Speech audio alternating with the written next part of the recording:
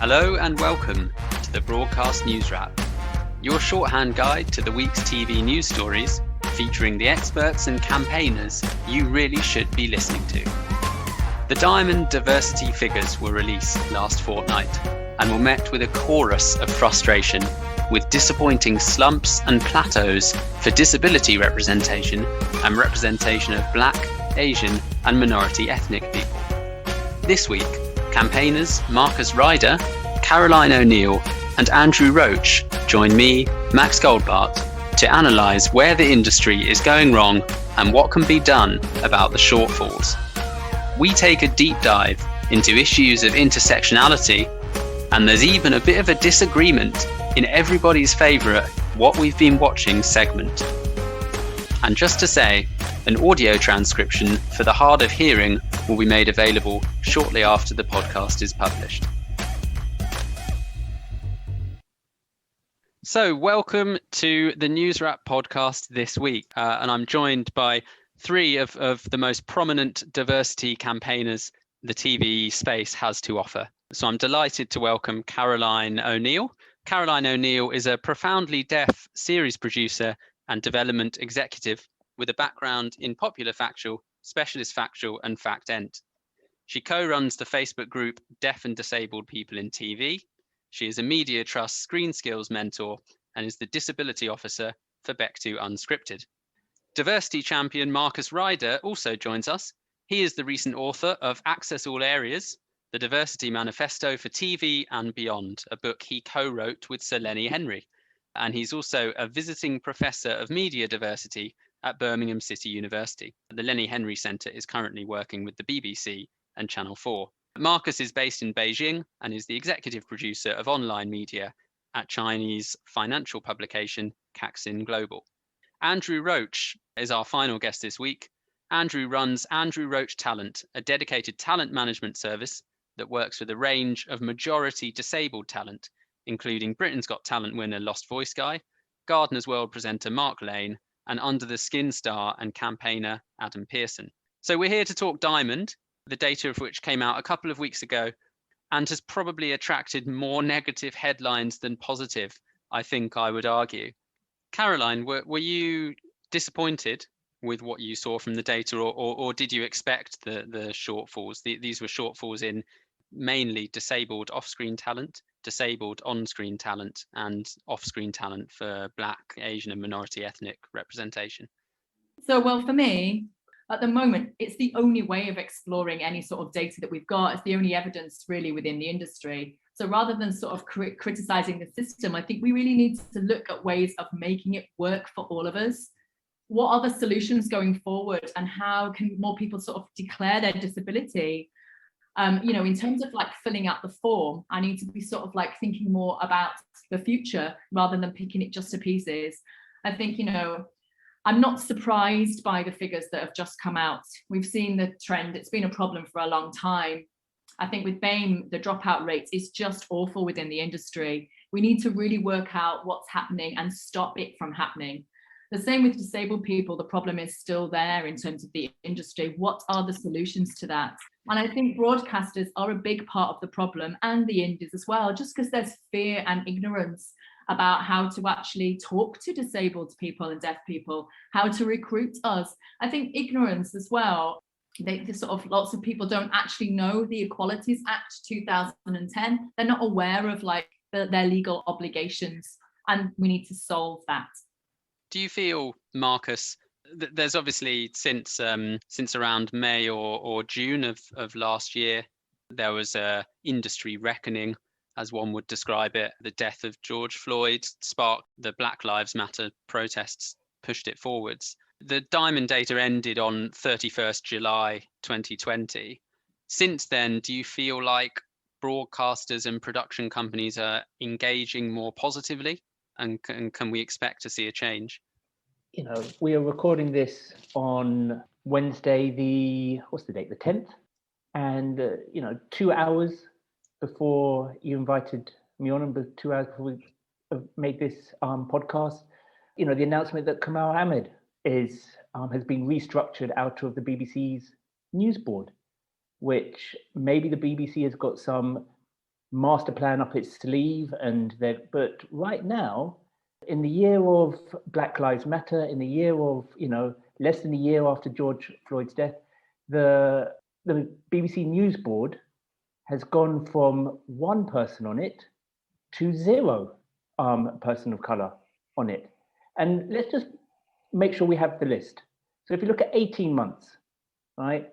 If you look at what's happened in 18 months, Nagaman Chetty, right? That was followed by, so Nagaman Chetty, the BBC had to do a very public reversal after saying that it was wrong to call Donald Trump's tweet racist. I mean, who now would possibly think that that could be a correct editorial decision? But it wasn't just an editorial decision, it was an editorial decision that was signed by the entire news board and executive board, right? So after it was criticized, there was a collective action by, so this was Nagaman Chetty, this 18 months ago.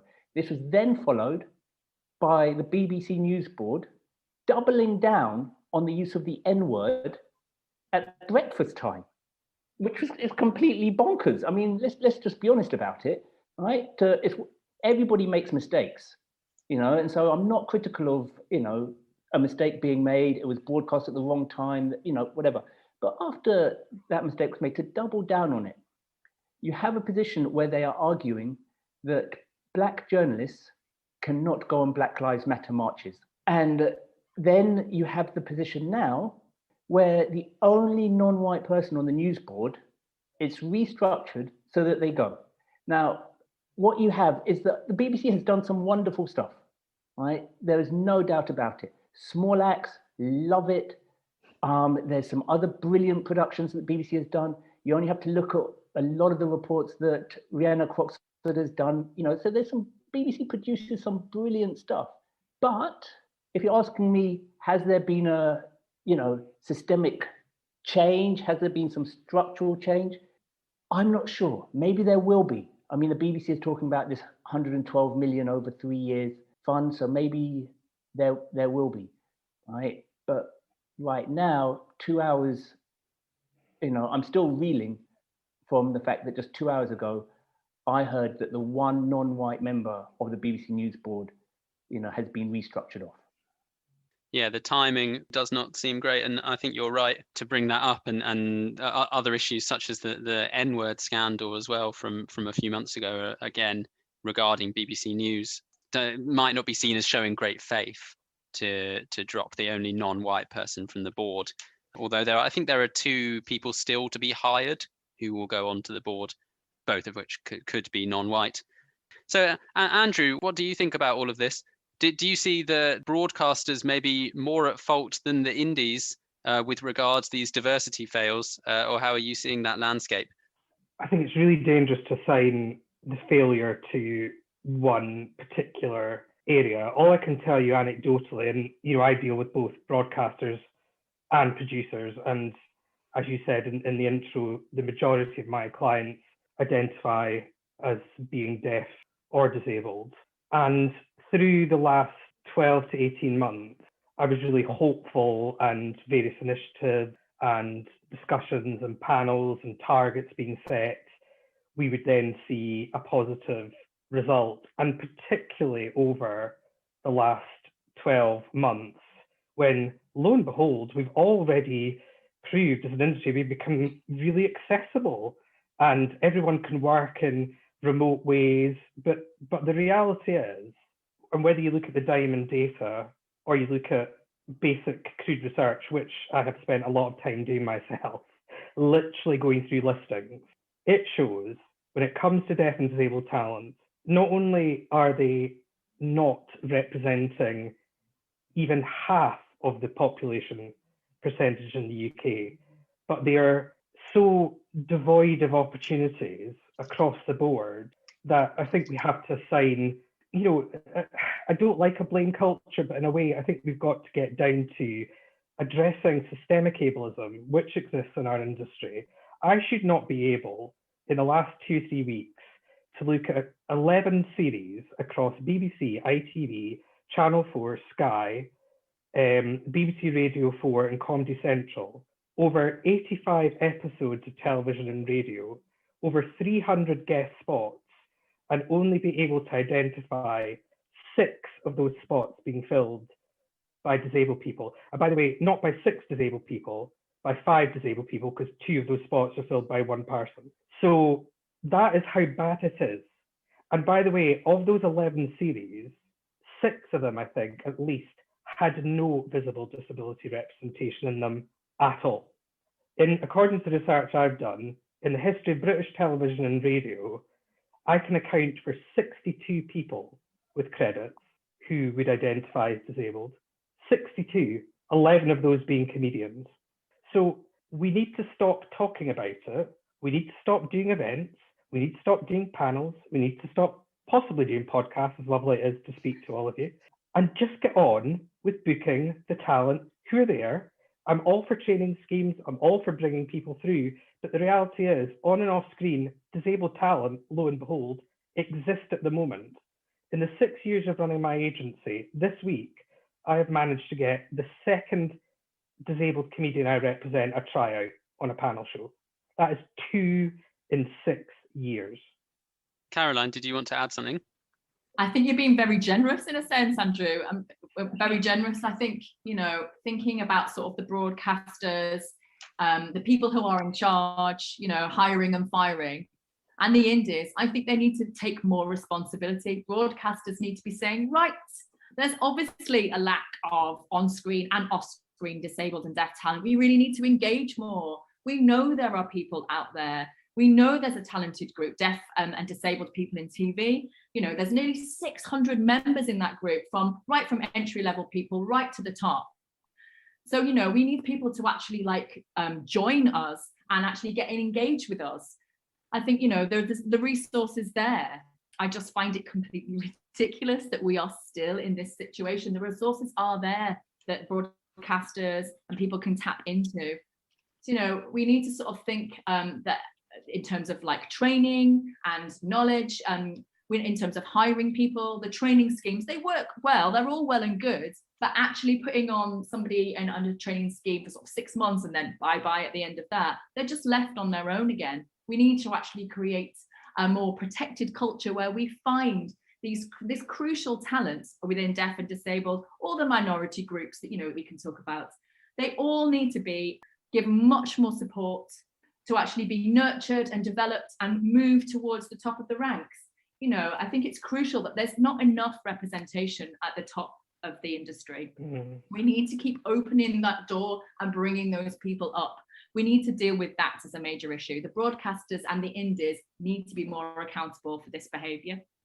And I would just add to that it's atrocious that we can talk about these individuals.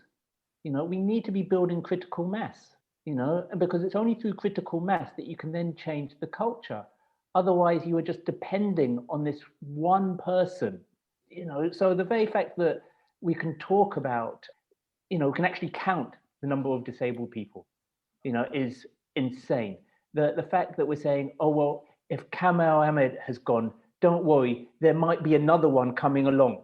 We need to be building critical mass, whether that's for all the underrepresented groups, because it's not until we build critical mass that we can change culture, and it's not until we change culture that we can actually change the narratives and actually change what we see on our screens. We can't be dependent on one individual and hope that the one deaf person will be able to bring everything through, or the one LGBTQ person or the one Black woman will be able to bring everything through. We have to build critical mass. Absolutely, I completely agree with that. I think that's something that I talk about a lot with talent managers, with whoever within the industry, to be honest, deaf people and disabled people within TV. In terms of deaf people and disabled people, we need to do more to actually put ourselves forward and educate people. I'm like, why? Why should we be doing this? If everybody is actually taking responsibility, I've had to sort of take responsibility of this for myself throughout my career. But in terms of doing my job, I've always had to explain, okay, I'm deaf. And in terms of how to work with deaf, it's this is how you communicate. It's the onus is always on me to do that. People actually need to educate themselves and take responsibility. and then they can like bring people up through the ranks in this industry. And also, I think, we need to address intersectionality. I was looking at this the other day. In terms of deaf and disabled people of colour on television, I mean, I think I managed to identify 3 with, a significant number of credits. Yeah, Shani Danda, who I recently started working with, who's been named in the BBC 100 Women list, who is a disabled woman of colour. People should be all over me to get to Shani. And actually, by the way, they should be doing that because she's fantastic. End of. But and we've spoken about this, Shani and I. Where does she see herself? I've had a client say to me who's got considerable credits in respect to being a disabled person, but nowhere near the same as if they were a non-disabled person, has actually said to me in recent times, I feel like I have imposter syndrome because I'm only booked because I'm disabled and then I'm never booked again. That's how our industry makes disabled people feel. And I don't know if we've used the word yet within this podcast discussion, but let's just say it, discrimination. If people are not being booked who are good enough consistently, it is discrimination. That's it. And I think as an industry, the moment that we can identify that as ableism, particularly in relation to deaf and disabled people, address it and be really open and honest about it, the better. I mean, I have had some of the most ableist things said to me by senior people within broadcasters and producers within the last 6 to 12 months that have ever been said to me. Now, I don't necessarily think those people have thought, right, before I say this to Andrew, I'm going to say the most ableist thing I could ever say. I don't think that, but they've still said it, which is even worse because they don't even realise. And that's how bad it is.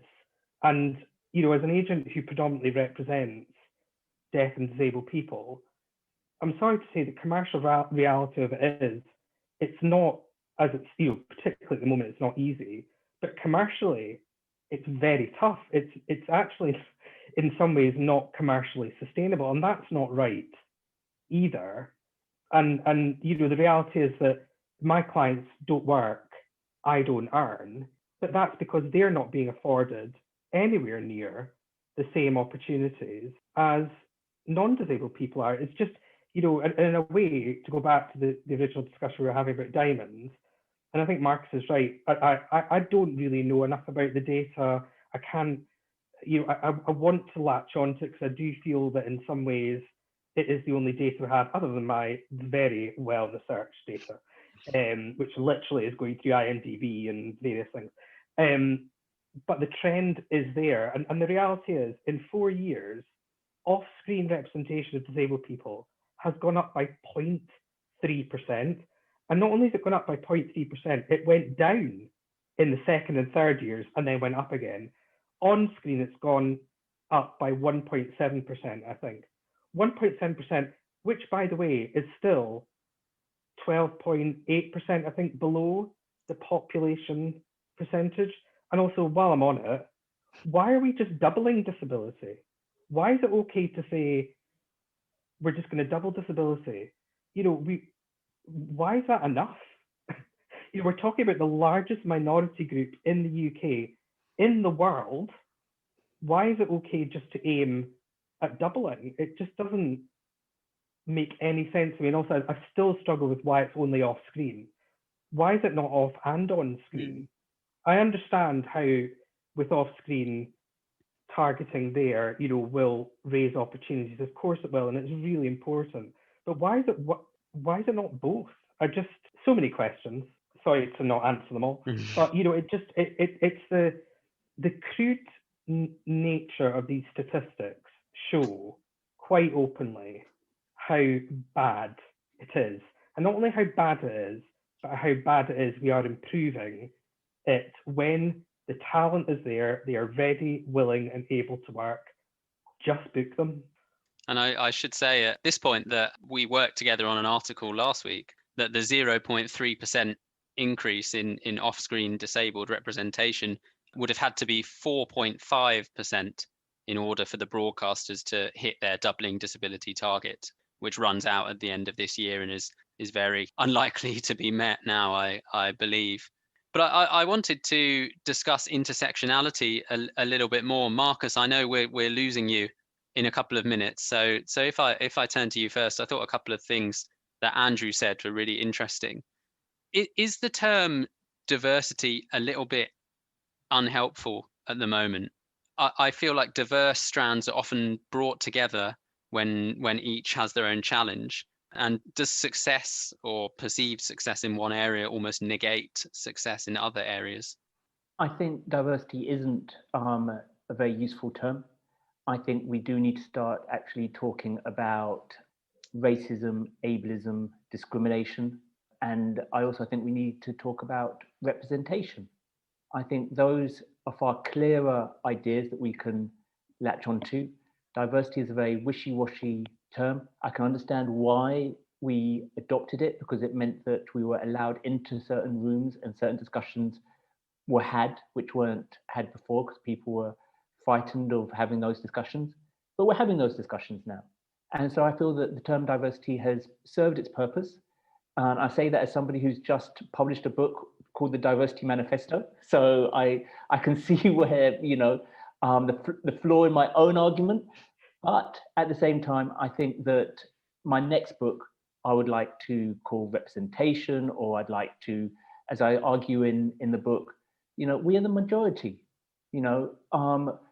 white, heterosexual, able-bodied men make up 31% of the population in the whole of the UK.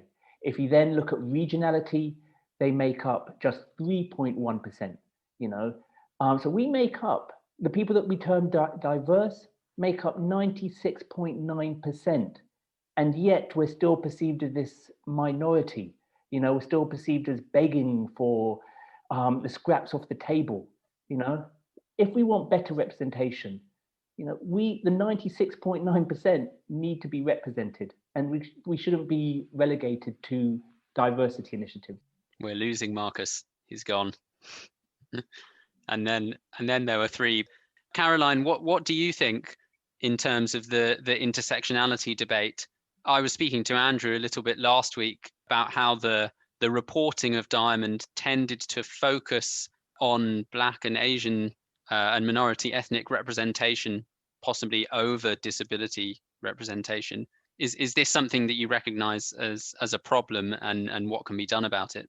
Yeah, it is something that we're actively talking a lot about at the moment, certainly within the group, deaf and disabled people in TV. And we've recognised, this as an issue, and how can we sort of pass it on to resolve it, really? How can we resolve this issue? I've got a friend and colleague who himself is a deaf Asian director, and he's worked in TV for many years now. He's really good. He's got a lot of potential. But for him, as a deaf person and an Asian person, the discrimination, from both of those sectors, he's actually decided to step back from this profession. There's more to it than that, but essentially that's what's happened. And I was just so sad that we've lost somebody who was so astonishingly talented within the industry because of really the attitudes from people.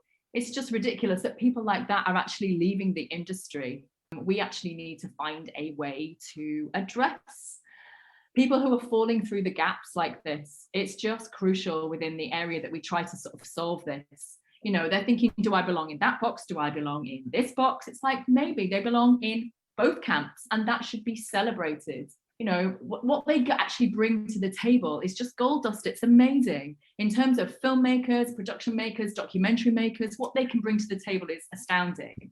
So I think going back to what Marcus said about diversity in that term, I do agree. It's a really wishy-washy term, like he said, and I just worry that sometimes, setting up these protected groups against each other, which can quite often happen, the word diversity, you arrive at the table ready to kind of engage and realize, actually, this session, it isn't for me. This session that we're talking about isn't for deaf and disabled. It's not for me, but because I'm part of one of the minority groups, I think really all these protected groups should be supporting each other and championing each other, and all of us working together, so that we can actually elevate all of us up. Yeah, it's a bit like saying, I've had, because I'm gay, a few people say to me, oh, you like so-and-so, they're gay. And I'm like, no, I can assure you I probably won't, actually. But, this, even, and this is the other thing, even within disability, there's, to use the word again, there's diversity, between visible, invisible. Caroline and I were, since I've got to know Caroline, I've had really interesting discussions about, the deaf community in relation to disability. I was speaking to one of my clients earlier, Alan, who is autistic, and about whether he identifies as disabled as a result of having a diagnosis of autism. It's such a kind of interesting, but for me, it's about celebrating different. And, and this is what I don't understand, particularly in this culture and how we should be, how we can't get on board with this representation. I think Marx has used really, the best word there in a way of difference in all its different forms, and how we in industry have got such a vital part to play, particularly for young people, or actually for anyone really, to see themselves authentically portrayed. And, as a young gay man, it was hugely important for me to be able to watch Queer as Folk. I mean, without question, one of the most defining things I ever watched, and suddenly thought, oh, wait a minute, it's all right to be like this, and that's what I still worry about within the representation of disability, is even when it is done, how authentic is it? Who's actually been involved in it? Who's actually made that decision? Who's contributed? The fact that Sia's film, music, has been nominated for a Golden Globe should tell you all you need to know about, representation of disability within film, for example, at the moment, and how we still can't get our head around tripping up not being okay. It's mind-blowing to me.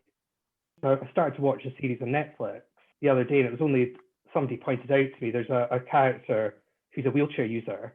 This is a recently produced series who's not actually a wheelchair user. I literally, because it was on there, thought they must be. It hadn't even dawned on me they wouldn't. But then somebody actually told me they aren't. And I cannot get my head around that. And Caroline, what would you say the role of the coronavirus pandemic has been here in terms of the diversity push? That's quite a complicated question, and there's a lot of responses to that. I think one thing that I will say is, we expected, in terms of the uptake within disability, the figures, I expected that to go up, just because, with the current working from home situation, it meant that it's created almost an ideal situation for people, for disabled people, should we say. I thought it'd be perfect almost as a solution to bring in where we're working remotely. You don't have to worry about sort of mobility issues, wheelchair access, that sort of thing. But I'm actually quite disappointed with the results, because I know that a lot of the broadcasters who had the disability schemes, they had to put a lot of them on hold because of the coronavirus. And that's had quite a knock-on effect, I have to say.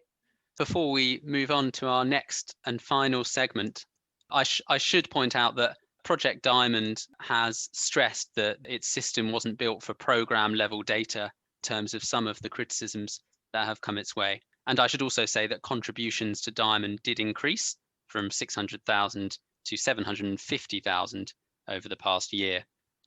I wanted to move on to our final segment, which is what we've been watching. So I'd love to know what you guys have been watching on TV late. Caroline, do you want to go first? Oh my goodness. Okay. I am really, really late to the party. I've been binge watching It's a Sin, which, oh my goodness, it is completely heartbroken me. I was watching it last night in sobbing. Yeah, it's incredible, isn't it?